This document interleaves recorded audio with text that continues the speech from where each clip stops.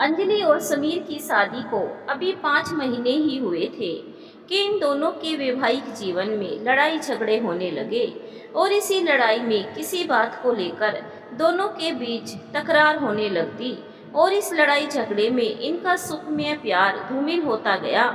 जिस प्यार और मोहब्बत के साथ इन दोनों ने अपने सपनों को सजाया था, वे सपने टूटते नजर आने लगे। कुछ दिनों के बाद पति पत्नी के जीवन का आधार एक विश्वास था, उसमें भी दरार आने लगी। एक दिन अंजलि और समीर के बीच काफी नोकझोंक हुई और दोनों का झगड़ा इतना बढ़ गया कि अंजलि ने समीर से कह दिया, बस बहुत हो गया, अब तुम्हारे साथ जिंदगी बिताना मेरे लिए कठिन सा हो गया है, अब मैं और नहीं सह सकती।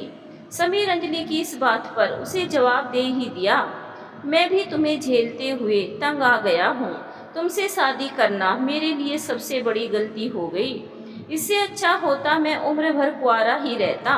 अंजलि काफी गुस्से वाली लड़की थी। जब उसने समीर के तीखे शब्द सुने तो उसने हाथ में पकड़े हुए पानी के जग को गुस्से में जमीन पर फेंक दिया और तमतमाई हुई आंखों से समीर को घूरते हुए कमरे की ओर चली गई। समीर ने गुस्से में उसे आवाज दी, अंजलि अंजलि, मगर अंजलि ने पीछे मुड़कर नहीं देखा और कमरे का दरवाजा तेजी से बंद कर लिया। अब तो समीर का गुस्सा 7वें आसमान पर चढ़ गया। उसने डाइनिंग टेबल पर रखी हुई नाश्ते की प्लेट अलग सरका दी और बगैर नाश्ता किए ऑफिस चला गया। इधर कमरे में अंजलि बेड पर लेटी हुई आंसू बहाती रही और अपने नसीब को कोसती रही। उधर समीर ऑफिस में पहुंचने से पहले एक पेट्रोल पंप पर रुका। बाइक में पेट्रोल डलवाने से पहले उसे अंजलि की याद आ गई। उसने उसे कॉल किया। इधर अंजलि का मोबाइल बज उठा। उसने भरी हुई आंखों से जब मोबाइल पर नजर डाली तो समीर का कॉल देखकर उसने फोन काट दिया और मोबाइल को बेड पर फेंक दिया। अंजलि ने कॉल को काटा ही था कि समीर का गुस्सा और बढ़ गया। उसने जल्दी से पेट्रोल डलवाया और ऑफिस की ओर निकल गया। अब तो समीर और अंजलि के बीच गृह क्लेश इतना बढ़ गया कि एक दिन अंजलि समीर और घर को छोड़कर अपनी माँ के पास चली गई। उसने अपनी माँ को साफ साफ कह दिया कि वो अब वापस नहीं जाएगी। उसकी माँ ने उससे कहा, एक बार सोच ले बेटी, इस तरह घर को छोड़ देने से लोगों के बीच काफी बदनामी होगी। अभी 1 महीने पहले जब हम तुमसे मिलने आए थे तो सब ठीक था, फिर अचानक तुम दोनों के बीच क्या हो गया? अंजलि कोई जवाब नहीं दे पाई, बस आंसू बहाती रही। आखिर अंजलि के मम्मी पापा ने अंजलि को काफी समझाया कि वो वापस अपने पति के पास लौट जाए, जो हुआ उसे भूल जाए। जिंदगी सुख दुख में ढलती ही रहती है, मगर जो अटूट रिश्ता एक बार जुड़ जाता है उस रिश्ते के साथ सुख और दुख दोनों को साथ लेकर चलना पड़ता है और अपने हमसफर के साथ चलने से जीवन में आई हुई कठिनाई और दुख बहुत पीछे छूट जाता है। अगर तुम दोनों के बीच जो प्यार कम हो गया है वो भी तुम्हारी जिंदगी में लौट आएगा और पति पत्नी को चाहिए दोनों एक दूसरे का ख्याल रखे, सुख दुख में साथ दे। और अगर इस हालात में साथ छूट जाए तो इंसान टूटकर बिखर जाता है। अंजलि के मम्मी पापा ने उसे बहुत ही समझाया, मगर अंजलि अपनी बात पर अड़ी रही। जब से अंजलि घर छोड़कर गई है, समीर बिल्कुल अकेला तन्हा हो गया, मानो खुशियाँ इस घर को छोड़ गई। घर के जिस कोने में भी उसकी नज़र पड़ती, तन्हाई उसे डसने लगती। पल में घर वीराना सा लगने लगा। अंजलि जो उसकी बीवी थी, आज वही उसे छोड़ गई। इस कश्मकश और उलझन में समीर का दम घुटने लगा। उसे एहसास हुआ, बगैर जीवन साथी के जिंदगी के सागर को पार करना बहुत ही मुश्किल हो जाता है। उसी समय समीर की नज़र सामने लगी, एक तस्वीर पर पड़ी जिसमें वो अंजलि के साथ कितना खुश है। उसने तस्वीर को उतार कर उसे देखा। अंजलि का खिला हुआ चेहरा, उसकी मुस्कान, उसका वो मासूम चेहरा, मानो अंजलि यहाँ कहीं आसपास खड़ी हो। समीर की आंखों से आंसू बह निकले। शादी से पहले वो अंजलि का दीवाना हुआ करता था। कॉलेज के दिनों का वो पहला प्यार, जब पहली बार उसने अंजलि को देखा, दिल में एक मोहब्बत की लहर जाग उठी। उसका वो पीले कलर का सूट, खूबसूरत मासूम चेहरा और नीली गहरी आंखें, सुंदर जुल्फे उसके दिल को घायल कर गई। कॉलेज के दिनों में अंजलि को पहली बार देखने के बाद समीर उसे दिल से चाहने लगा। कॉलेज में होने वाले फंक्शन को वो दिन याद आने लगे जब अंजलि के साथ हंसी मजाक, दोस्तों के साथ उसे फ्लर्ट करना और किसी भी तरह अंजलि को अपनी ओर आकर्षित करना। एक बार दोस्तों के बीच एक शर्त लगी कि वो अंजलि को अलग तरीके से प्रपोज करेगा और उसके लिए समीर बाइक से एक बस का पीछा करते हुए उस बस में सफ़र कर रही अंजलि को पूरी पब्लिक के सामने अपने प्यार का इजहार करना था। उसके बाद अंजलि की मोहब्बत को अपने दिल में बसाना और फिर अंजलि के पेरेंट्स से उसका हाथ मांगना, ये सारी यादें जहन में उठने लगी। बीते हुए कल की यादों से समीर का दिल तड़प उठा। उधर एक दिन अंजलि की मम्मी कविता जी ने उससे कहा, सुन, समीर को छोड़ तू यहाँ बैठी हुई है, क्या तूने सोचा है किस हाल में होगा वो? अरे वो तेरा पति है, अगर गुस्से में उसने 4 बात कह भी दी तो क्या हो गया? तुम दोनों ने अग्नि के समक्ष 7 फेरे लिए थे और ये 7 फेरे अटूट संबंध की वो डोर है जिसे तोड़ना सबसे बड़ा पाप कहलाएगा। भगवान ना करे कल को ये नौबत तलाक तक पहुंच जाए। मेरी बात सुन, तू वापस उसके पास लौट जा। मेरा दिल कहता है समीर से जो गलती हुई है उसे उसका एहसास हो जाएगा और तुम्हारा ये प्रेम विवाह तो 2 आत्माओं का एक मिलन है जो एक ही सांस से जुड़ी हुई है।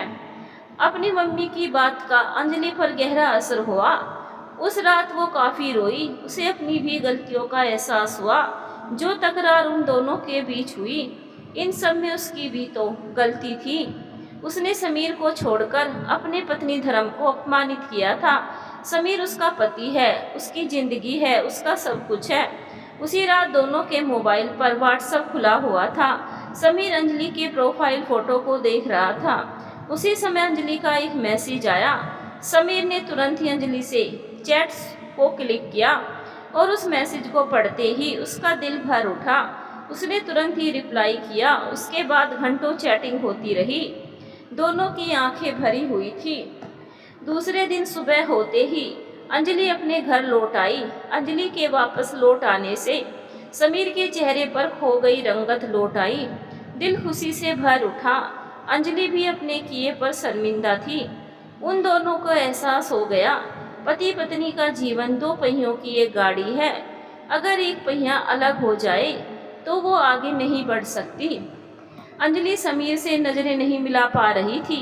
किसी तरह उसने समीर से कहा, आप कैसे हो जी? पहले ये बताओ, अब मुझे छोड़कर तो नहीं जाओगी? इतना सुनते ही अंजलि हंसते हंसते रो पड़ी और समीर से लिपट गई। समीर की भी आंखों से आंसू छलक आए। दूसरे दिन जब समीर डाइनिंग टेबल पर आया तो उसे अपनी फेवरेट डिश नज़र आई। उसके चेहरे पर खुशियाँ नज़र आई। उसने अंजलि को आवाज़ दी, अब क्या है जी? आज तो कमाल हो गया। मैंने तो सोचा था अब अपने मनपसंद की डिश दोबारा खाने को नहीं मिलेगी। समीर की इस प्यारी मजाक को सुनकर अंजलि मुस्कुरा दी और उसके बाद बोली, अब छोड़ो भी और मेरी बात सुनो, आज आपको ऑफिस नहीं जाना है। क्यों? आज हम मंदिर जाएंगे। जैसी आपकी आज्ञा मेरी प्यारी धर्मपत्नी। कहते हुए समीर अंजलि को देखकर मुस्कुराया। अंजलि भी अपने होठों पर हल्की मुस्कान लेते हुए चली गई। इस तरह समीर और अंजलि के जीवन में खुशियां आने लगी। दोनों के बीच प्यार और बढ़ने लगा। एक दिन जब अंजलि सुबह उठी और कमरे से बाहर आई तो वहाँ का दृश्य देख भय से काँप उठी। उसके मुंह से एक चीख निकल गई। अंजलि की चीख सुनकर समीर की भी नींद टूट गई। वो तुरंत कमरे से बाहर आया और वहाँ का नज़ारा देख उसके होश उड़ गए। घर का सारा सामान टूटा बिखरा पड़ा हुआ था। हर चीज़ें इधर उधर बिखरी पड़ी हुई थी और जगह जगह खून के कतरे फैले हुए थे।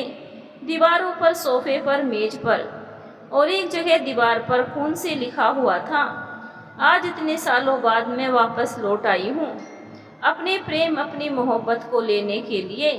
समीर मेरी मोहब्बत है, मेरी अधूरी प्रेम कहानी है, और एक दिन उसे मैं अपने साथ लेकर जाऊंगी, और जो भी मेरे प्रेम के बीच आएगा उसका सर्वनाश हो जाएगा। अंबिका। समीर फटी हुई आंखों से उस लिखावट को देख रहा था।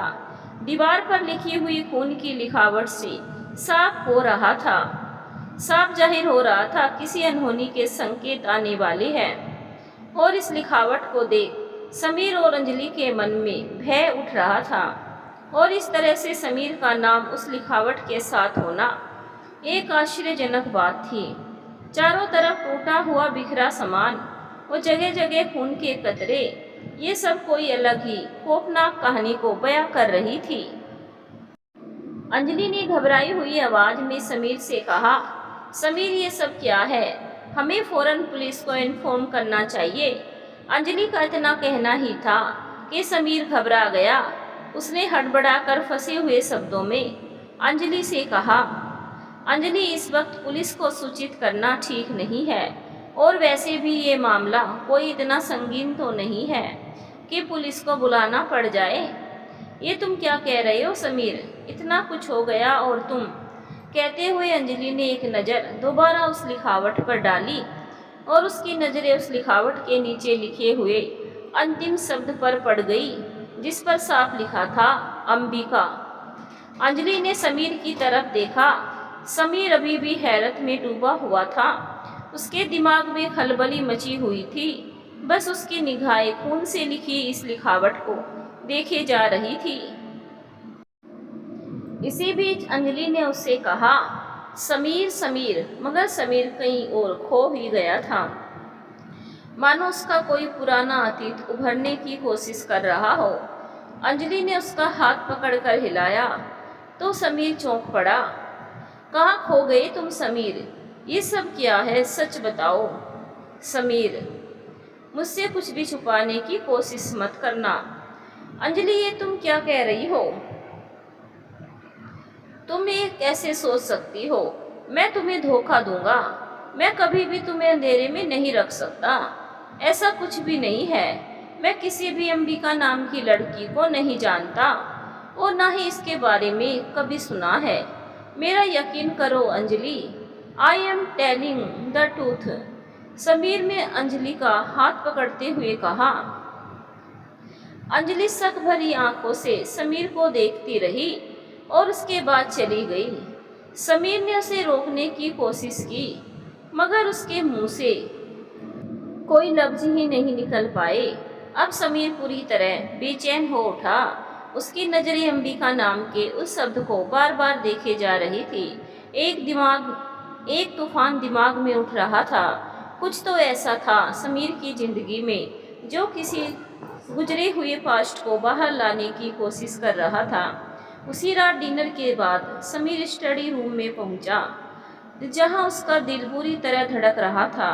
बेकरारी बढ़ती जा रही थी, मन बेचैनी से भरा हुआ था। शायद अंजलि ने सच कहा था, समीर उससे कुछ छुपा रहा था, कोई ऐसी बात जो आज उसके जीवन में दस्तक दे रही थी। समीर एक चेयर पर बैठ गया और कुछ सोचने लगा। थोड़ी देर बाद उसने उसी डेटिंग रूम के एक सीक्रेट जगह से कुछ कागजात और फाइलें बाहर निकाली। उसके बाद उन्हें पलटने लगा और उन्हीं कागजात के बीच एक तस्वीर उसके हाथों में आ गई, जिसे देख समीर का दिल दुगनी रफ्तार से धड़कने लगा। मन बुरी तरह विचलित हो गया। ये तस्वीर एक लड़की की थी, और ये लड़की वेशभूषा में एक राजकुमारी लग रही थी। समीर काफ़ी देर तक उस तस्वीर को देखता रहा। उसके हाथ कांपने लगे। अचानक ही समीर के सामने उसका अक्स, उसी की शक्ल की एक परछाई उसके सामने नजर आई, जिसने समीर से कहा, समीर क्यों उलझन और बेचैनी में जी रहे हो और इस तरह झूठ बोलकर अपने आप को तनावग्रस्त कर रहे हो? क्यों अपने विवाहित जीवन को नर्क में डाल रहे हो? यही कारण है आज अंजलि के साथ तुम्हारा मनमुटाव होता रहता है, क्योंकि तुम अपनी पत्नी अंजलि के साथ वैवाहिक जिंदगी में कोई फोकस नहीं कर पा रहे हो। उसकी जिंदगी से खेल रहे हो। बहुत ही बड़ा गुनाह कर रहे हो। आज तुम एक बहुत बड़े डिप्रेशन में जी रहे हो और इसका कारण है तुम्हारी ये खामोशी। उसकी बात सुनकर समीर बोल पड़ा, यू आर रोंग। मैं अंजलि के साथ कोई भी दगा नहीं कर रहा हूँ और ना ही मैंने उसे कोई धोखा दिया है। मैं आज भी इस लड़की के विषय में पता करने की कोशिश कर रहा हूँ। ये कौन है, कहाँ से आई, मैं कुछ भी नहीं जानता। मैंने अपने जीवन में इस लड़की को सिर्फ इसी तस्वीर में देखा है। ये लड़की ना तो मेरा पास्ट है और ना ही ये मेरा भविष्य बन सकती है। मेरा वर्तमान, मेरी जिंदगी सिर्फ मेरी पत्नी अंजलि है। And this is reality. इसी के साथ वो अक्स लुप्त हो गई। समीर जैसे होश में लौटा, उसके दिमाग में पीड़ा उठने लगी। उसने सर पकड़कर कहा, ओ माय गॉड, ये क्या हो रहा है मेरे जीवन में, ये कैसी परिस्थितियां आ गई है। उसी समय अचानक बाहर किसी खटपट की आवाज हुई। समीर ने फौरन ही सभी कागजात और फाइलों के बीच उस तस्वीर को छुपा दिया और उसे सीक्रेट जगह पर रखकर बाहर आया। मगर वहाँ कोई भी नहीं था सिवाय एक खामोशी के, जो आज रात बहुत कुछ कहना चाहती है। समीर की उलझन की कसमकस अंजलि के साथ कोई बेवफाई बयां नहीं कर रही थी, मगर एक ऐसा सच है जो अंजलि को नहीं बताना चाहता और समीर यही गलती कर रहा है। समीर स्टडी रूम को लॉक करने के बाद जब अंजलि के पास आया, तब तक अंजलि सो चुकी थी। समीर ने अंजलि के हाथों में हाथ रखकर कहा, मेरा यकीन करो, मैं ऐसा कोई भी काम नहीं करूँगा जिससे तुम्हारे दिल को तकलीफ हो। कितनी मुश्किल से हमारे जीवन में खुशियाँ दोबारा आई है। अब मैं नहीं चाहता हमारी ज़िंदगी में कोई मुसीबत दोबारा आए, लेकिन जो स्थिति मेरी ज़िंदगी में दस्तक दे रही है उसका मैं पर्दाफाश करके ही रहूँगा। उसी रात अचानक ही अंजलि की नींद खुल गई। एक अनहोनी का भ्रम उसके दिल में उठने लगा। ना चाहते हुए वो कमरे से बाहर आ गई। आज की रात उसके घर में एक अजीब सी खामोशी बिखरी हुई थी। कुछ ही पल बाद अचानक ही घर की खामोशी को चीरती हुई एक औरत की हंसी उसके कानों में पड़ी। इस आवाज को सुनकर अंजलि डर गई और भय से उसकी नजरें इधर उधर घूमने लगी, लेकिन आसपास कोई भी औरत नहीं दिख रही थी। उसका दिल घबराने लगा और जोर जोर से धड़क रहा था। वो आवाज उसके कानों में लगातार गूंज रही थी। ऐसा लग रहा था कोई हाई क्वालिटी के स्पीकर की तेज आवाज ऑन होकर उसके कानों में पड़ रही थी। अंजलि का दिमाग फटने लगा। उसने अपने कानों पर हाथ रख लिया और चीखते हुए बोली, बंद करो ये हंसी, कौन हो तुम और क्यों ये तमाशा कर रही हो। अंजलि ने जब ये कहा तो उसकी खतरनाक आवाज दोबारा आई, तुझे अपने समीर से दूर करने आई हूँ मैं। चली जा मेरे समीर की जिंदगी से, वरना अपनी जान से जाएगी। इसी के साथ उसकी हंसी और भी तेज हो गई। अंजलि अपने आप को संभाल न सकी और बेहोश होकर गिरने ही वाली थी कि समीर के हाथों ने उसे थाम लिया। इस शोर शराबे को सुनकर वो बाहर आ गया था और वो हंसी की डरावनी आवाज भी बंद हो चुकी थी। अंजलि समीर की बाहों में बेहोश हो गई थी। समीर ने घबराए हुए स्वर में कहा, अंजलि अंजलि उठो, क्या हुआ है तुम्हें। एक बार फिर उस औरत की आवाज गूंज उठी, इस चुड़ैल से दूर हो जाओ समीर, मेरे तन बदन में अग्नि दहक उठती है जब तुम इसके करीब आते हो। इस बार समीर की तेज आवाज घर के जर्रे जर्रे में गूंज उठी, खामोश तू हो जा, कौन है तू और सामने क्यों नहीं आती, क्यों मेरी जिंदगी से खिलवाड़ कर रही है। समीर बहुत ही गुस्से में था और समीर हर तरफ देखने लगा, मगर घर के किसी भी जगह पर कोई नहीं दिख रहा था। समीर की क्रुद्ध आवाज से अचानक सामने ही अंधेरे में एक औरत की परछाई नजर आई। जब वो अंधेरे से उभर कर सामने आई तो वो औरत काफी सजी सवरी एक दुल्हन के जोड़े में थी। उसके पायल की आवाज रात की खामोशी में साफ सुनाई दे रही थी। अंधेरे में उसका धुंधला सा शरीर ही दिख रहा था। समीर उससे कुछ कहता उससे पहले ही वो बोल पड़ी, तुम अपनी अंबिका को नहीं पहचान पाए। आखिर 400 सालों से इंतजार के बाद अब मैं लौट आई हूँ तो तुम मुझे पहचानने से इनकार कर रहे हो। मैं तुम्हारी वो प्रेयसी हूँ जो तुम्हें पाने के लिए अपना सब कुछ त्याग दिया, लेकिन मैं अपने प्रेम को पूर्ण करके ही रहूंगी। एक दिन तुम्हें मेरे पास आना ही होगा। समीर उस औरत को ध्यान से देखने लगा, लेकिन कुछ ही क्षण के बाद उस जगह पर अजीब सी धुंध फैलने लगी। समीर को समझ पाता उस धुंध में वो औरत अचानक ही गायब हो गई। पल में ही धुंध छट गई। समीर हैरान परेशान होकर सामने ही देखता रहा और घर के कोने कोने को छान मारा, मगर कोई भी नजर नहीं आया। उसके बाद समीर ने बेहोश अंजलि को उठाया और उसे बेडरूम तक लाया। उसके दिमाग में सैकड़ों सवाल उठ रहे थे। जो तस्वीर उसके पास है, क्या ये वही औरत थी? अगर ये वही है तो उसका समीर से क्या संबंध? समीर को कुछ भी समझ में नहीं आ रहा था। गहरी चिंता उसे खाई जा रही थी। अगले दिन हॉस्पिटल में अंजलि के पेरेंट्स उससे मिलने के लिए उसके पास आए। क्या हुआ अंजलि को बेटा? तुम्हारा कॉल आते ही हम घबरा गए, अंजलि के पापा राकेश ने कहा। इसी बीच अंजलि की मम्मी कविता बोल पड़ी। क्या हुआ अंजलि को बेटा? वो ठीक तो है? सब ठीक है पापा, बस वो अंजलि अचानक ही बेहोश हो गई थी, शायद ब्रेन ट्रायड की वजह से, इसीलिए मुझे आपको बुलाना पड़ा। समीर ने अंजलि के मम्मी पापा को असली वजह नहीं बताई, क्योंकि वो गहरे टेंशन में आ सकते थे। ये सब क्या हो रहा है मेरी बेटी के जीवन में? अभी वो हंसी खुशी तुम्हारे पास लौट आई थी। मम्मी, आप बेकार में ही चिंता कर रही हैं। अंजलि को कुछ भी नहीं हुआ है, सी इज नॉर्मल, वो जल्दी ही होश में आ जाएगी। थोड़ी देर बाद अंजलि होश में आ गई। उसके पेरेंट्स उसे सही सलामत देख बहुत खुश हुए, लेकिन अंजलि ने भी अपने मम्मी पापा को कुछ भी नहीं बताया, मगर उसके दिमाग में एक हलचल सी मची थी। दूसरे दिन ऑफिस में समीर का दिल नहीं लग रहा था। कल रात उसने जो देखा वो उसके दिमाग में चल रहा था। रह रह के बेचैनियां उसे सता रही थी। उसे अंजलि की चिंता हो रही थी। उसने सोचा कुछ दिनों की छुट्टी ले लेता हूँ, जिससे वो अंजलि के पास ही रहेगा। अभी समीर सोच में ही डूबा था कि किसी ने उसके कंधे पर हाथ रखा। समीर ने पीछे मुड़कर देखा। उसका दोस्त वरुण उसके पास खड़ा था। वरुण, तुम? What happened Sameer? 2-3 दिनों से देख रहा हूँ कुछ प्रॉब्लम में नजर आ रहे हो। ना किसी से ज़्यादा मिलते हो, ना बातें करते हो, और ना ही काम पर भी फोकस कर पा रहे हो। आफ्टर ऑल, कहीं अंजलि भाभी से दोबारा लड़ाई झगड़ा तो नहीं हो गया? नहीं यार, ऐसी बात नहीं है। कुछ प्रॉब्लम जिंदगी में आ जाती है जो दोस्ती के दायरे के बाहर होती है, जिसे इंसान चाहे भी नहीं कह सकता। समीर ने जब ये कहा तो वरुण वहीं उसके पास बैठ गया और समीर से बोला, क्या बकवास किए जा रहा है तू?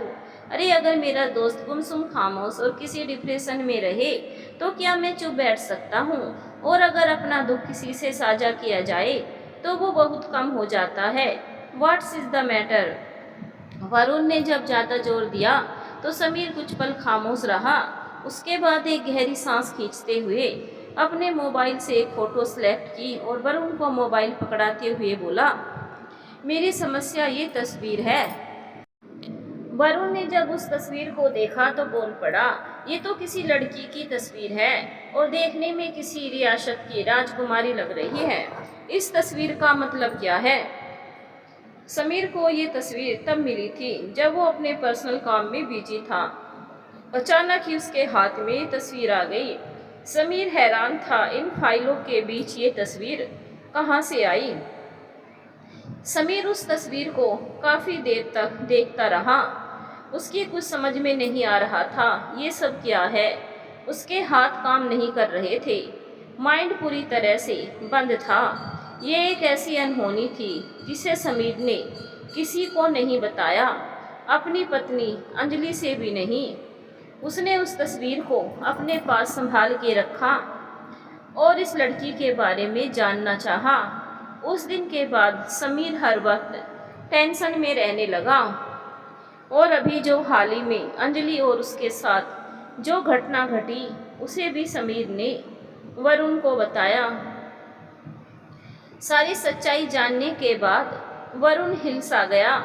उसने कहा, ओ तो ये है असली कहानी। डोंट वरी समीर, मैं तुम्हारे साथ हूँ। अचानक ही वरुण ने उस तस्वीर को गौर से देखा और उसके माथे पर सिलवटें पड़ती चली गई। उसने कहा, ओ माय गॉड, क्या हुआ वरुण? क्या तुम इस लड़की को जानते हो? नहीं समीर, मैं इसे नहीं जानता। बस इस लड़की से रिलेटेड तुम्हारे सारे सवालों के जवाब जल्द ही मिल जाएंगे। समीर, तेरी प्रॉब्लम का अंत भी वहीं से होगा। अब मैं तुम्हारे साथ हूँ। कल मैं तुझे फ़ोन करूँगा और तू अंजलि भाभी को साथ लेकर मेरे बताए हुए एड्रेस पर आ जाना। फिलहाल मैं एक इम्पोर्टेंट काम से बाहर जा रहा हूँ। समीर को समझ नहीं पा सका, लेकिन जो उसकी परेशानी थी वरुण ने कुछ हद तक कम कर दी। इंसान चाहे तो अपने हालात से लड़ सकता है और उस पर विजय भी प्राप्त कर सकता है, मगर जब हालात एक पास्ट के रूप में अनहोनी बनकर आ जाए तो इंसान का माइंड ही उलझ कर रह जाता है। वरुण ने जब उस तस्वीर को देखा तो उसके चेहरे के हाव भाव को देखकर और उसके कथन के मुताबिक समीर समझ गया वरुण इस लड़की से रिलेटेड कुछ तथ्य को जानता है। तभी तो उसने इतने कॉन्फिडेंस के साथ उसे विश्वास दिलाया कि जल्द ही उसकी समस्या का समाधान हो जाएगा। अब तो समीर को वरुण के फ़ोन कॉल का वेट था। इधर जब अंजलि घर पर अकेली थी तब उसका मन घबराहट के चलते विचलित था। कल रात के इंसिडेंट के बाद उसके दिल में एक अनोखा डर बैठ गया था। किसी भी काम में उसका मन नहीं लग रहा था। हर पल बुरी आशंकाएं उसके दिमाग में चल रही थी। उसी समय उसके मोबाइल फ़ोन की घंटी बज उठी। अंजलि ने सोचा शायद समीर का कॉल हो। उसने स्क्रीन पर नज़र डाली तो ये कॉल अननोन था। अंजलि की कॉल रिसीव की, मगर उधर कोई भी आवाज़ नहीं आई। अंजलि हेलो हेलो करती रही। उसके बाद उसने कॉल डिस्कनेक्ट कर दी, मगर उसी वक्त फ़ोन दोबारा बज उठा। अंजलि ने झुंझलाहट में फ़ोन रिसीव किया और गुस्से में बोल पड़ी, कौन हो तुम? बोलते क्यों नहीं? क्यों फ़ोन करके परेशान कर रहे हो? और उसी समय अंजलि के मोबाइल फ़ोन में एक डरावनी जैसी गुर्राहट की आवाज़ आई।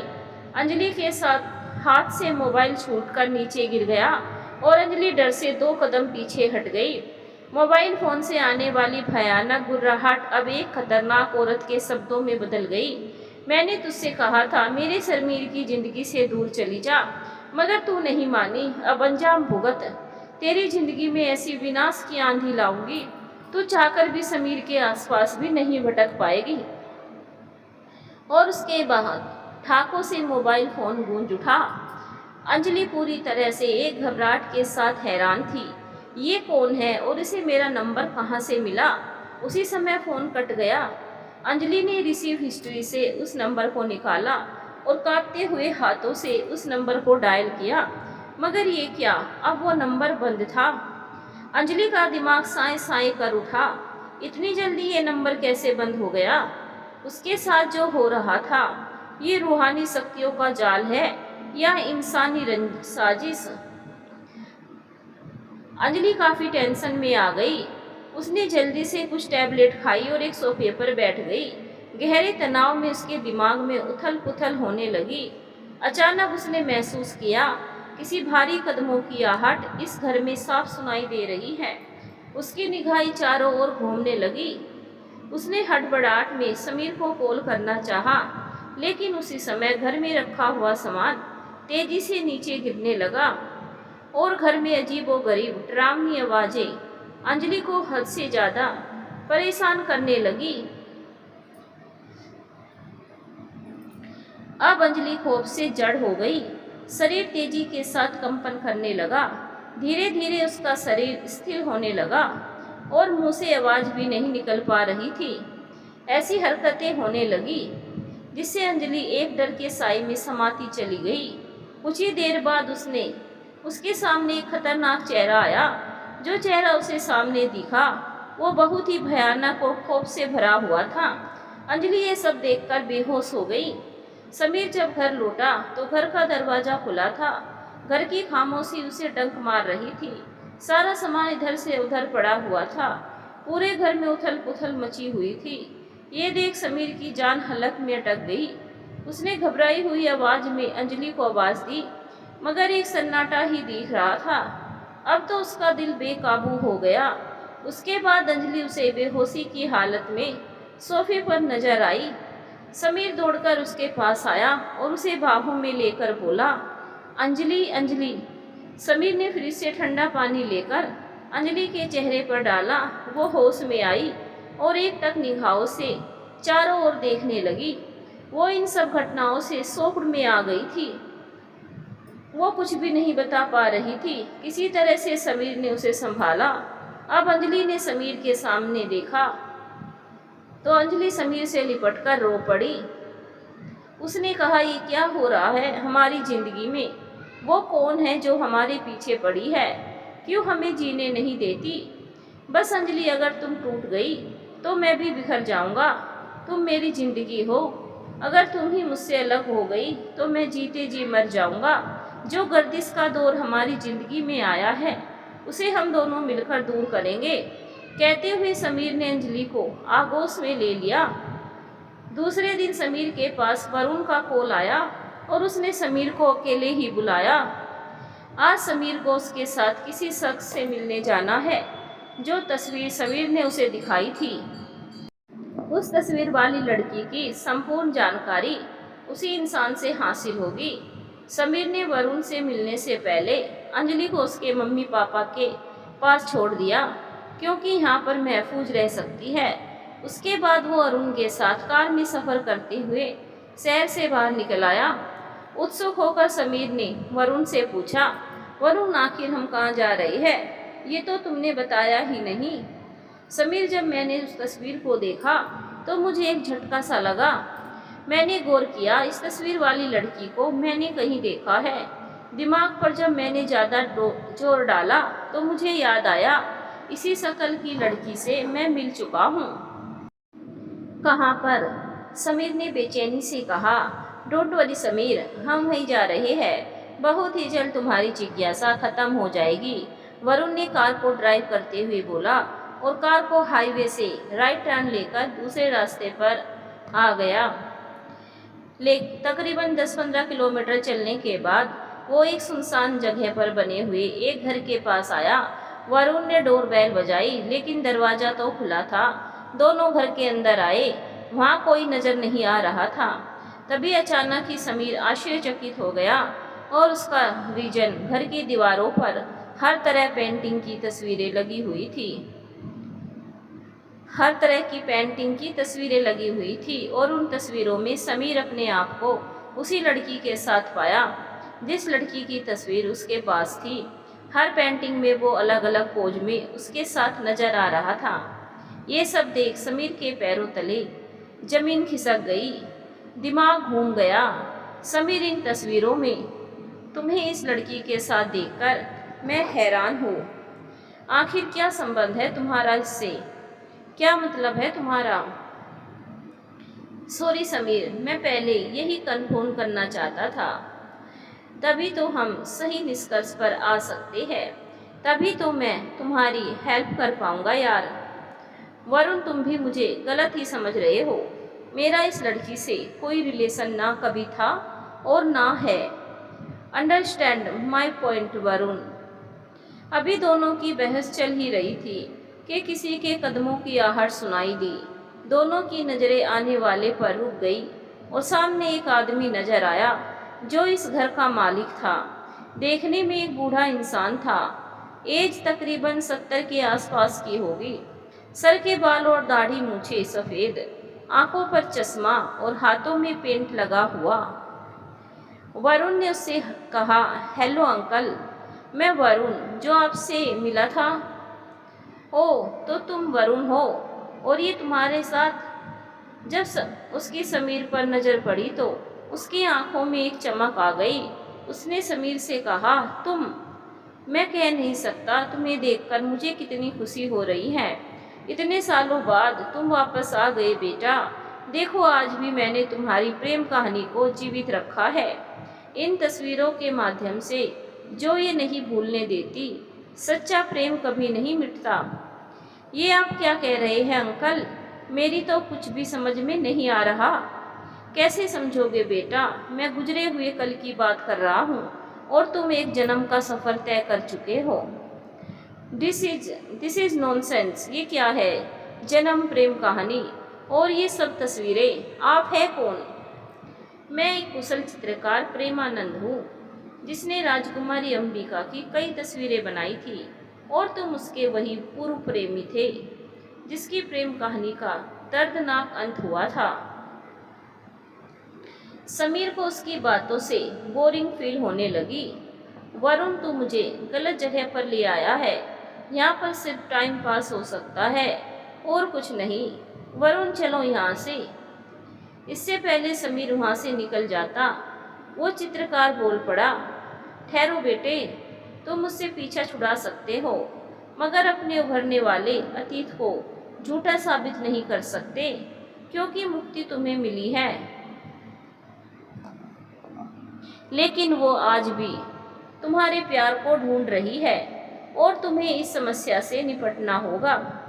ऐसी बातें सिर्फ कहानियों में होती है, रियल लाइफ में नहीं। और जो प्रॉब्लम मेरी ज़िंदगी में है, उसका अंत मैं अपने तरीके से करूँगा। समीर का माइंड अपसेट हो चुका था और जितनी जल्दी हो सके वो वरुण के साथ वहाँ से निकल गया। उस रात समीर अपनी कार से लौट रहा था कि सामने नशे में धुत एक शराबी आ गया। समीर की कार वहीं रुक गई। समीर गुस्से में उससे कहता, वो शराबी पहले ही बोल पड़ा, साहब आप इस रास्ते से मत जाइए, आगे एक चुड़ैल का साया मुझे नजर आया है, वो आपको मार सकती है, आप इधर से मत जाइए।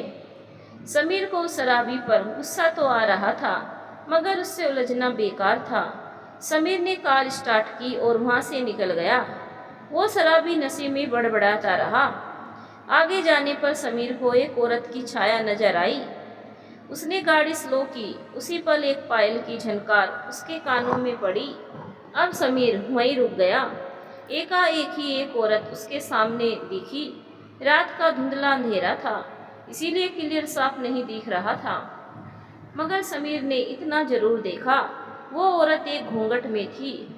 उसकी पायल की आवाज़ें सुनाई दे रही थी। समीर ने सोचा, ये वही है जिसने उसकी जिंदगी में हलचल मचा रखी है। इस बार ये मेरे हाथों से नहीं बच सकती। आज इसका रहस्य खुलकर ही रहेगा। वो बाइक से उतरा ही था, वो औरत एक दूसरे रास्ते की ओर बढ़ने लगी। समीर भी उसके पीछे पीछे चला गया। वो समीर को काफ़ी दूर एक अंधकार भरे गली में खींच लाई। इससे पहले समीर उसका हाथ पकड़ता, पता नहीं कहाँ से उस जगह पर धुआं उठने लगा और चारों ओर फैलने लगा। समीर उसकी चपेट में आ गया और बेहोश होकर गिर पड़ा। धीरे धीरे धुआं छटा तो उस जगह पर ना तो समीर था और ना ही वो औरत। समीर ने रात के समय जिस औरत का पीछा किया था, वो उसे अपने साथ ले जा चुकी थी, और कहीं ये अंबिका तो नहीं। अगर ये अंबिका है तो समीर आज बहुत बड़े संकट में चला गया है और किसी को इसकी खबर भी नहीं। इधर अंजलि भी समीर के बिना अपनी जिंदगी को गुमसुम सी जी रही थी। उसे समीर की याद सता रही थी। अंजलि ने समीर को फ़ोन किया, मगर उसका फ़ोन बंद था। अब तो अंजलि और भी परेशान हो गई। दूसरे दिन उसे पता चला समीर कल से ही लापता है और घर भी बंद है। किसी को नहीं पता वो कहाँ चला गया। अब तो अंजलि की प्रॉब्लम और भी ज़्यादा बढ़ गई। इस तरह समीर के गायब हो जाने पर अंजलि का दिल और भी बेकाबू हो गया। घबराहट होने लगी। उसने पता किया समीर आखिरी बार अपने दोस्त वरुण से मिला था। बस फिर क्या था, अंजलि पहुंच गई वरुण के पास। वरुण भी समीर के इस तरह से गायब हो जाने से हैरान था, और उसका कारण यही है जो उसकी ज़िंदगी में घट रहा था। अंजलि, जिस बात का मुझे डर था, आखिर वही हुआ। क्या मतलब? आखिर वरुण ने उसे सब कुछ सच बताना ही सही समझा, जिससे अंजलि अनजान थी। और जब वरुण ने इस रहस्य से पर्दा हटाया तो अंजलि अंदर तक हिल गई। अब अंजलि को उस रात की वो घटना याद आने लगी। बार बार एक औरत के द्वारा उसको परेशान करना, वो डरावनी आवाज़ें आना और उसका समीर को उससे दूर कर देना। लेकिन अंजलि का दिल अब भी ये मानने को तैयार नहीं था कि सारी मिस्ट्री समीर के पुनर्जन्म और एक आत्मा की कहानी एग्जिस्ट करती है। It's can not happen. Varun, मेरा दिल अभी भी इस बात को मानने को तैयार नहीं। अंजलि, मैंने भी कब सोचा था समीर की जिंदगी में ऐसा मोड़ आने वाला है, लेकिन प्रेमानंद की बातों से ना जाने क्यों मेरा दिल इन बातों में बिलीव करने लगा है। कुछ देर अंजलि का गमगीन चेहरा एक सोच में डूब गया। उसके बाद उसने कहा, वेल, तकदीर मेरा कितना भी विकट इम्तिहान ले ले, मगर मुझे इस इम्तिहान में खरा उतरना है। वरुण, मैं सिर्फ तुमसे इतना ही कहूँगी, समीर को खोजने में तुम मेरी मदद करोगे? ऑफ कोर्स अंजलि, समीर मेरा दोस्त है, वो जहाँ भी होगा मैं उस तक जरूर पहुँचूँगा। ये मेरा तुमसे वादा है।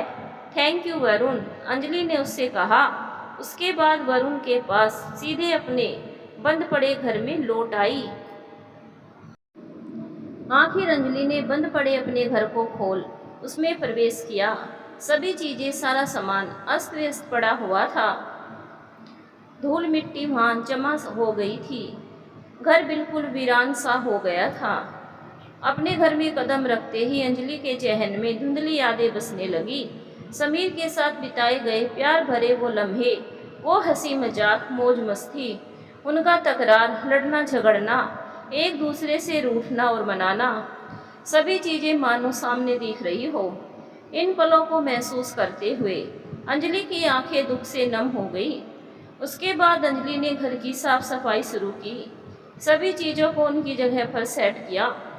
उसके बाद स्टडी रूम को साफ करते समय फाइलों और कागजातों के बीच जो सामने दिखा, उसे देख अंजलि को एक झटका लगा। वही लड़की की तस्वीर जिसे समीर शायद गलती से यही भूल गया और उस सही जगह पर नहीं रख पाया। इस तस्वीर को देखते ही अंजलि के होश उड़ गए। इसका मतलब वरुण सच कह रहा था। अब तो अंजलि ने पूरे स्टडी रूम को छान मारा और इसी बीच उसे समीर की एक पर्सनल डायरी मिली, जिसमें उसने अपनी जिंदगी के कुछ लम्हों को कोरे कागज पर उतारा था। किस तरह उसके और उसकी अंजलि की जिंदगी में एक तूफान आया है, जिसने सब कुछ उथल पुथल कर दिया। आज जिस डिप्रेशन से मैं जी रहा हूँ, इसकी वजह ये तस्वीर है। मैं नहीं जानता ये मेरे पास कैसे आ गई, कौन है ये, इसके बारे में मैं अपनी बीवी से कुछ नहीं कह सकता, क्योंकि वो लफ्ज़ ही नहीं निकलेंगे जो इस सच्चाई को बयां कर सके।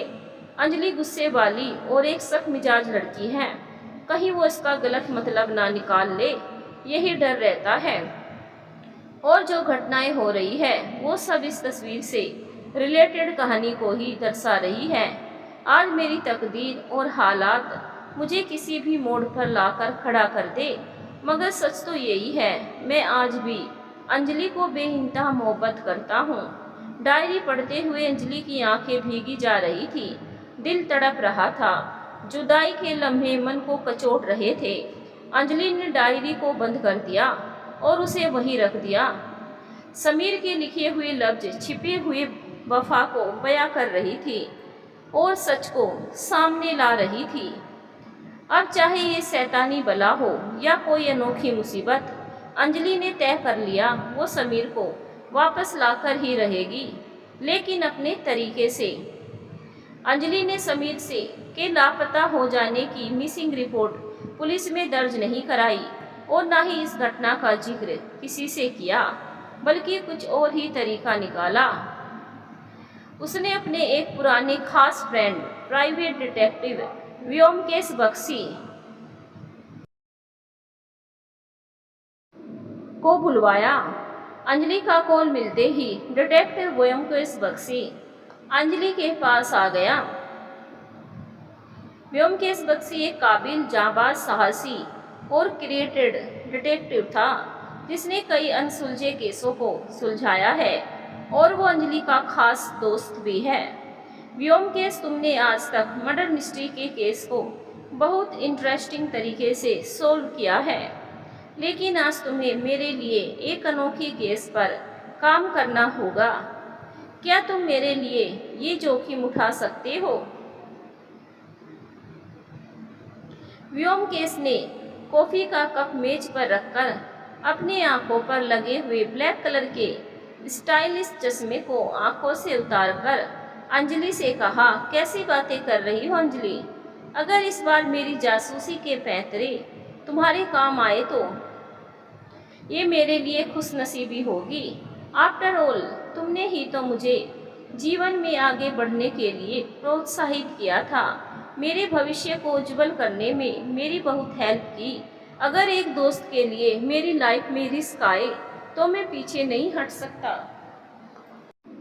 उसके बाद व्योमकेश ने मेज पर रखी हुई उस तस्वीर को ध्यान से देखा जो सफाई करते वक्त अंजलि के हाथ लगी थी। उसके बाद व्योमकेश ने उस तस्वीर को अपने बैग में रखा और अंजलि से कहा, अंजलि मुझे शुरू से लेकर अंत तक की कहानी विस्तार से बताओ और हर घटनाक्रम को बारीकी से मुझे रिलेट करो। आइश्योर व्योमकेश। अंजलि ने हर स्थिति को व्योमकेश के सामने बयां किया। उधर समीर ने अपने आप को एक अनोखी जगह पर पाया जहां एक टूटा उजड़ा वीरान खंडर था। हल्का धूमिल अंधेरा था, एक अजीब सा सन्नाटा दिख रहा था। टूटी फूटी दीवारों के झरोखे और वहां की खिड़कियों से धूप की किरणें अंदर आ रही थी। बाहर का दृश्य प्राकृतिक दिख रहा था, पेड़ पौधे, हरी भरी पत्तियां। ये जगह शायद किसी जंगल में है और अंदर चारों ओर टूटा फूटा मलबा बिखरा पड़ा था। समीर ने हिलने की कोशिश की मगर वो हिल नहीं सका क्योंकि उसका शरीर जाम हो चुका था। ऐसा लग रहा था किसी ने उसके शरीर के साथ हरकत की हो, उसे कोई खतरनाक इंजेक्शन दिया हो। वो सिर्फ अपनी आंखों से सामने की चीजों को देख पा रहा था। समीर ने हिलने डुलने की बहुत कोशिश की मगर ऐसा नहीं हो सका। उसी समय उसके कानों में मधुर पायलों की झनकार सुनाई दी। उसकी निगाहों ने जब आवाज की तरफ देखा तो कुछ ही पल दोबारा उस जगह पर धुंध सी फैलने लगी। समीर की निगाहें उसे देखे जा रही थी और इसी बीच एक लड़की प्रकट हुई। उसका रूप, श्रृंगार, पहनावा हूबहू उसी तरह था जैसे उस तस्वीर में था, मगर उसका चेहरा उस तस्वीर की तरह नहीं था, ये कोई और थी। उस चेहरे को देखकर समीर को ऐसा क्यों लग रहा था वो इस चेहरे से परिचित है। काफी याद करने पर वो याद नहीं कर पाया। इधर वो लड़की समीर की तरफ धीरे धीरे बढ़ रही थी। उसके पायलों की छमछम की आवाज शांत भरे इस माहौल में साफ साफ सुनाई दे रही थी। अचानक ही वातावरण में एक तेज का हवा का झोंका आया जिससे उसके बाल हवा में बिखर गए। उसकी जुल्फी उसके सुंदर नैनों और खूबसूरत चेहरे पर पड़ने लगी। हवा की लहर से धुंध भी छटने लगी। समीर की आंखें उसे पहचानने को उत्सुक थी। वो समीर के बिल्कुल नजदीक आ गई और उसके लबों पर एक मुस्कान आई। समीर ने उससे कहा, कौन हो तुम? तुम्हारी अंबिका। उसने बहुत ही नरमी और प्यार भरे लफ्जों में कहा, यू आर लाइंग। सच बताओ कौन हो तुम और क्या है तुम्हारा मोटिव? समीर गुस्से में जज्बाती हो उठा। उसके बाद उसने अपने होठों को उसके होठों के समीप ले जाकर समीर से कहा, बहुत नादान हो तुम, बेवफा हो गए हो तुम, जो अपनी प्रेमिका को भूल गए हो। तुम्हें वो दिन याद है ना, जब मैं गलती से एक झील में गिर गई थी और जब मैं डूब रही थी तब तुम ही मुझे उस झील से बाहर लाए थे। मेरी जिंदगी के वो पल कितने हसीन थे। तुम्हारी बाहों में मेरा भीगा बदन मेरी सांसों को तुम्हारी सांसों से मिला रही थी। प्यार के बंधन में जकड़े हम दोनों की रूह एक हो रही थी। मगर अचानक ही उसकी आंखों में आंसू की बूंद झलकने लगी। हमारे इस प्यार को हमारे दुश्मनों की नज़र लग गई। उसने हमें अलग कर दिया। जब हम छिपकर मिले तो उन लोगों ने हमारे प्यार की इस कहानी को हमेशा के लिए ख़त्म कर दिया। मेरी ही आंखों के सामने उन्होंने तुम्हें मार दिया। तुम्हारी याद में मैंने अपनी जान दे दी, लेकिन हम दोनों एक बार फिर मिले हैं। मैं तुम्हें अपनी दुनिया में ले जाऊंगी जहाँ हमें कोई अलग नहीं कर सकता। इस बार समीर का गुस्सा और भी बढ़ गया। उसने तेज आवाज में उससे कहा, बंद करो अपनी फालतू बातें। क्यों मुझे ऐसा लग रहा है मैं तुमसे मिल चुका हूँ। ये हमारा प्रेम का यथार्थ है जो कई सालों पहले बिछड़ी हुई हमारी प्रेम कहानी को पूरी करेगा। इतना कहने के बाद उसने एक नज़र समीर पर डाली और देखते ही देखते वहां से ओझल हो गई। समीर का दिमाग हैरत से फट रहा था, दिल में उलझनें बढ़ रही थी और दिमाग में चिंता उभर रही थी। अंजलि के कहने पर डिटेक्टिव व्योमकेश सक्रिय हो चुका था।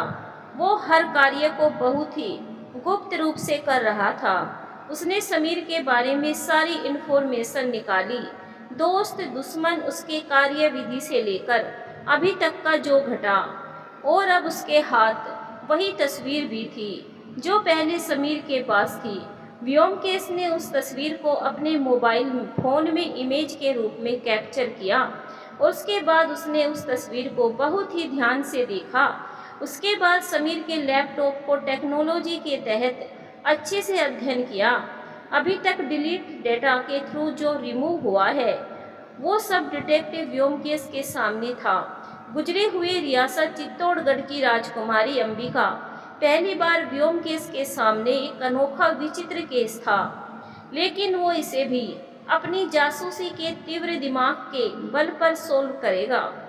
व्योमकेश ने समीर की और भी चीज़ों को सामने लाया जो समीर रोजमर्रा की जिंदगी में यूज करता था, जिससे और भी महत्वपूर्ण तथ्य सामने आए।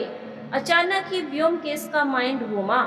उसने उस तस्वीर को दोबारा देखा, तस्वीर को उल्टा किया, मगर अफसोस दूसरी तरफ प्लेन ही था। कुछ तो ऐसा है जो सामने है मगर दिख नहीं रहा। इन सब के बीच अचानक व्योमकेश के सामने एक हैरत अंगेज सच सामने आया।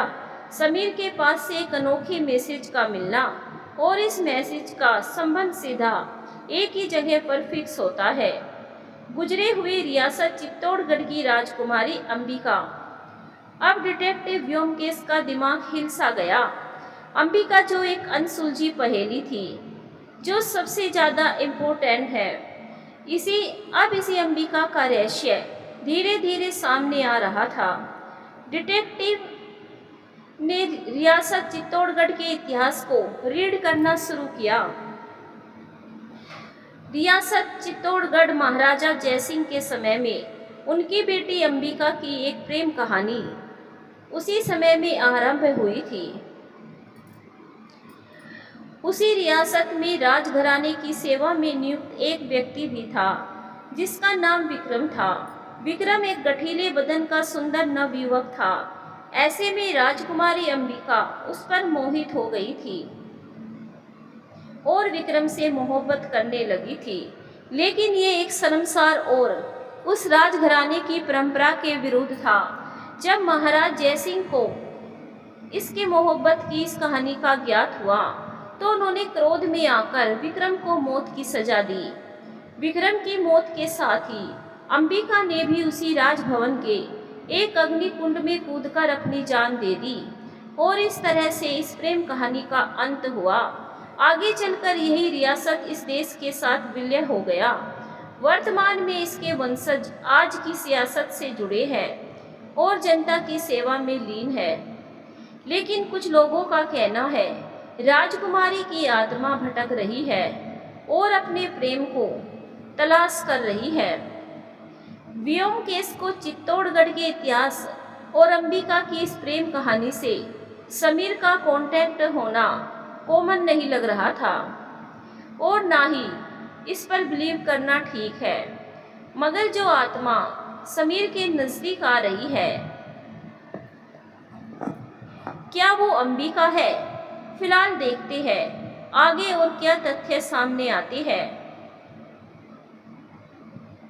डिटेक्टिव व्योमकेश के इस केस की खोज उसे ले गई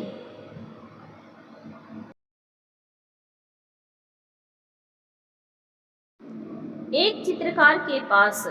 ये वही चित्रकार प्रेमानंद है जिससे समीर और वरुण मिल चुके हैं। वो अंबिका और उसके प्रेमी की तस्वीर को एक पेंटिंग के रूप में बनाता है और इसका कहना है इस प्रेम की छवि उसके दिमाग में आती है जो इसका एक अनुभव है।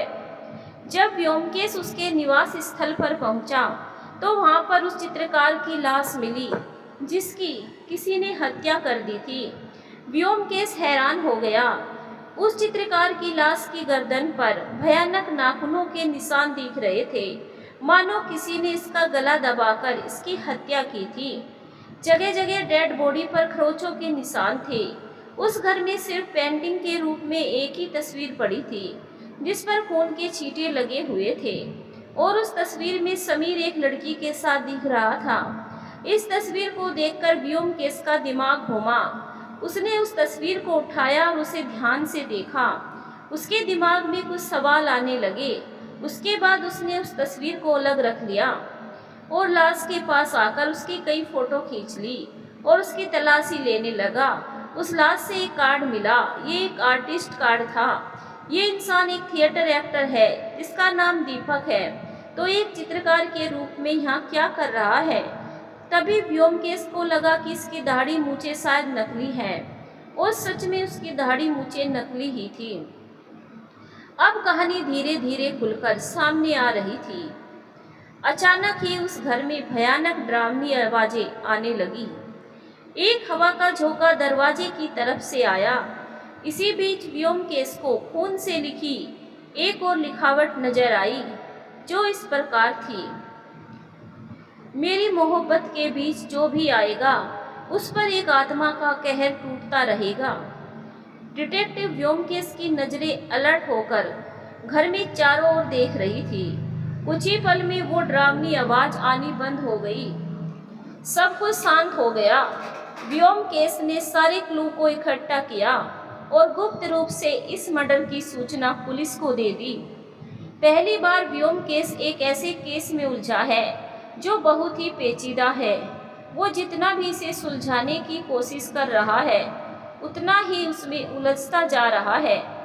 वहाँ से वापस आकर व्योमकेश के पास अब कई सबूत थे और वो पेंटिंग भी थी। व्योमकेश ने कुछ सोचकर पेंटिंग वाली तस्वीर को देखा और उस तस्वीर को देखा जो उसके पास पहले मौजूद थी। इन दोनों तस्वीरों में कुछ फर्क था। दोनों ही तस्वीर अलग अलग ही रूप दिखा रही थी। व्योमकेश ने अपने पास वाली तस्वीर के उल्टे साइड पर कुछ प्रयोग किया। मात्र 10 मिनट के बाद उस क्लीन सफ़ेद जगह पर कुछ शब्द उभरे, जिन्हें देख व्योमकेश की आंखों में चमक आ गई। व्योमकेश ने होठों पर मुस्कान लाते हुए कहा, ओह, तो ये है असली आत्मा की कहानी। जो शब्द सामने आए थे वो व्योमकेश को सफलता के करीब ला रही थी। अगले दिन व्योमकेश ने अपना लुक चेंज किया और जा पहुंचा एक कॉफ़ी शॉप में, जहां उसे एक लड़की दिखी। व्योमकेश को इसी लड़की की तलाश थी। व्योमकेश उसके पास आया और उससे बोला, एक्सक्यूज मी प्लीज़, क्या मैं आपसे 2 मिनट बात कर सकता हूँ? Very important. उसके बाद मैं तुरंत चला जाऊँगा। उस लड़की ने चेयर की ओर इशारा करके अपना जवाब दे दिया। व्योमकेश ने कहा, थैंक्स। कहिए, आप क्या कहना चाहते हैं? व्योमकेश ने समीर के विषय में बात छेड़ी तो उस लड़की के चेहरे का रंग उड़ गया। उसने इधर उधर देखते हुए व्योमकेश से कहा, आई एम सॉरी, आप गलत जगह आ गए हैं। मैं समीर नाम के किसी भी इंसान को नहीं जानती। उसके बाद उसने अपनी पर्स उठाई और जाने ही वाली थी कि व्योमकेश बोल पड़ा, 1 मिनट मैडम जी, मैं पूरी जानकारी के बाद ही आपसे मिला हूँ और ये पता किया है, समीर को आप अच्छी तरह से जानती है। व्योमकेश के इस बात पर वो लड़की कुछ नहीं कह पाई। उसने व्योमकेश की ओर देखा। उसके बाद अपनी पर्स से एक कार्ड निकाल कर देते हुए कहा, ये मेरा एड्रेस है, कल आकर तो मुझसे मिलना। उसके बाद वो निकल गई।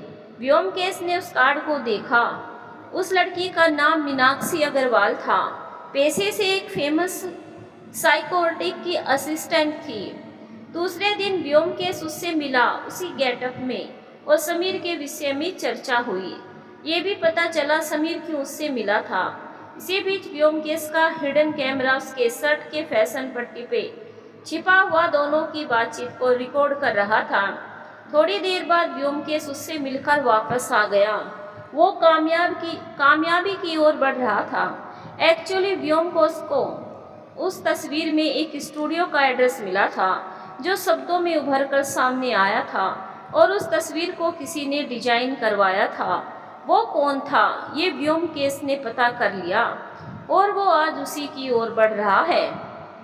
एक दिन वो लड़की यानी मीनाक्षी अग्रवाल जब अपने घर वापस लौटी तो व्योमकेश उसके घर में पहले से ही मौजूद था। उसने जब व्योमकेश को वहाँ पाया तो वो गुस्से में बोली, कौन हो तुम और मेरे घर में क्या कर रहे हो? तुम्हारा खेल खत्म हो चुका है मिस मीनाक्षी जी। समीर को तुमने कहाँ कैद करके रखा है ये बताने का आप कष्ट करेगी। What nonsense are you saying? मैं किसी भी समीर को नहीं जानती और ना ही इस इंसान के बारे में सुना है। Who are you? गुड, यानी तुम समीर को नहीं जानती। तो फिर इस वीडियो में आप किससे समीर के बारे में चर्चा कर रही है? जब व्योमकेश रिकॉर्ड की गई वीडियो को उसके सामने प्ले की तो उसकी आंखें फटी की फटी रह गई। उसने कांपते हुए व्योमकेश की ओर देखा और कहा, कौन हो तुम? डिटेक्टिव व्योमकेश बख्शी, अब तुम्हारा खेल खत्म हो गया है। समीर को तुम अच्छी तरह से जानती हो। वो तुमसे एक प्रॉब्लम के विषय में मिला था। कल जो इंसान तुमसे कॉफ़ी शॉप में मिला था वो मैं ही था, और जब मैं तुम्हारे घर आया तो तुमने समीर की बातों को घुमाकर रियलिटी को ही चेंज कर दिया। उसके बाद व्योमकेश ने उस तस्वीर को उसके सामने रखा और उससे बोला, इस तस्वीर को आप अच्छी तरह से पहचानती होगी, जिसे आपने खुद ही डिजाइन करवाया था। असली सच क्या है ये आप बताएगी मिस मीनाक्षी अग्रवाल। मीनाक्षी जैसे जड़ सी हो गई। वो अब चारों तरफ से फंस गई। मैं तुम्हें सच सच बताती हूँ, रात कोई किसी का बेसब्री से इंतजार कर रहा था। ठीक उसी समय एक लड़की ने वहाँ प्रवेश किया। वहाँ पर अंधेरा बहुत था। उसने उसके चेहरे को देखे बगैर ही कहा, कब से तुम्हारा वेट कर रहा हूँ। जानती हो, उस अंजलि ने हमें बेनकाब करने के लिए एक जासूस को नियुक्त किया है। इससे पहले वो जासूस हम तक पहुँचे तुम इस शहर को छोड़कर चली जाओ। जब तक मैं ना कहूँ वापस मत आना। मगर उस लड़की ने कुछ नहीं कहा, बस खामोश ही रही। क्या हुआ, तुम कुछ बोल क्यों नहीं रही? जब उसका चेहरा सामने आया तो उस शख्स की आंखें विस्मय से फटी की फटी रह गई। उसने हैरत से उससे कहा, अंजलि तुम। अंजलि ने एक जोरदार थप्पड़ उसे मारा। नफरत और गुस्से में उससे कहा, बस वरुण, अब तुम्हारा खेल खत्म हो चुका है। तुम्हारी सभी साजिशें नाकाम हो चुकी है। कितनी घिनौनी और शर्मनाक हरकत की है तुमने मेरे समीर के साथ। एक दोस्त होकर उसके साथ इतना बड़ा दगा किया है। ये वरुण ही था जिसने समीर के खिलाफ इतनी गहरी और खतरनाक साजिश रची थी। उसने ही मीनाक्षी के जरिए समीर के पास वो तस्वीर पहुंचाई। उसने ही मीनाक्षी को अंबिका की आत्मा बनाकर समीर के जीवन में खलबली मचा दी। जितनी भी घटनाएं घटी और जो कुछ भी हुआ, इन सब में वरुण का हाथ था। अंजलि को सामने देख वरुण के पैरों तले जमीन हट गई थी। दिमाग सुन्न हो गया, मुंह से कोई लफ्ज ही नहीं फूटा। उसी समय डिटेक्टिव व्योमकेश के साथ इंस्पेक्टर प्रताप सिंह ने वहां प्रवेश किया और वरुण को अरेस्ट किया। तभी अंजलि ने उससे कहा, वरुण, तुम तो समीर के दोस्त थे, क्यों उसके साथ इतना बड़ा धोखा किया? क्यों मेरी और समीर की जिंदगी में अंधकार मचाया? वरुण ने एक नज़र सभी की तरफ दौड़ाई और बोला, इसका सबसे बड़ा कारण खुद समीर है, जिसकी वजह से मेरी बहन ने तड़प तड़प कर अपनी जान दे दी। वरुण के कथन से अंजलि हैरान रह गई। कॉलेज के दिनों में मेरी बहन समीर से प्यार करने लगी थी और बहुत ही जल्द उसे प्रपोज करने वाली थी। इसके बारे में उसने मुझसे कहा। मैंने भी अपनी बहन की खुशी के लिए उसकी पसंद को एक्सेप्ट किया, लेकिन जब उसे ये पता चला कि समीर तुमसे मोहब्बत करता है और उसने मेरी बहन के प्यार को ठुकरा दिया, वो ये सब सहन नहीं कर पाई और उसने जहर खाकर अपनी जान दे दी। अपनी बहन की मौत से मैं पागल हो गया। उस दिन से समीर मेरी नज़रों में मेरा सबसे बड़ा दुश्मन हो गया। मेरी बहन की मौत की वजह समीर था और मैंने एक रिवेंज की भावना लेकर उससे दोस्ती की। तुम दोनों के बीच अलगाव की स्थिति पैदा की। जब मैं इससे सफल नहीं हो सका, तब मुझे रियासत चित्तौड़गढ़ के बारे में पता चला और उसी प्रेम कहानी को मीनाक्षी और एक एक्टर की हेल्प से समीर को उसमें फिट किया। लेकिन मेरे इस बिछाए हुए जाल को तुमने ध्वस्त कर दिया और मेरी साजिश नाकाम हो गई। इसके बाद वरुण चुप हो गया। एक पल में ही वहाँ खामोशी छा गई। सभी वरुण को देखने लगे और इस खामोशी को तोड़ा अंजलि की आवाज़ ने। तुम्हारी बहन नादान थी, वो ये भी नहीं समझ पाई दिल पर किसी का अधिकार नहीं होता, वो उसी को चाहता है जिसे वो पाना चाहता है। और तुम्हारी बहन प्यार के मामले में पीछे रह गई। लेकिन जो गुनाह तुमने किया है उसकी सज़ा तुम्हें जरूर मिलेगी। उसके बाद पुलिस वरुण को लेकर चली गई। अंजलि ने व्योमकेश की तरफ देखा और कहा, थैंक यू व्योमकेश। दोस्त को शुक्रिया नहीं कहते, बस वो एक दोस्त के काम ही आ ही जाते हैं। उम्मीद करूँगा तुम मेरे इस कार्य को एहसान नहीं मानोगी। Now always be happy. उसके बाद समीर और अंजलि दोबारा साथ थे।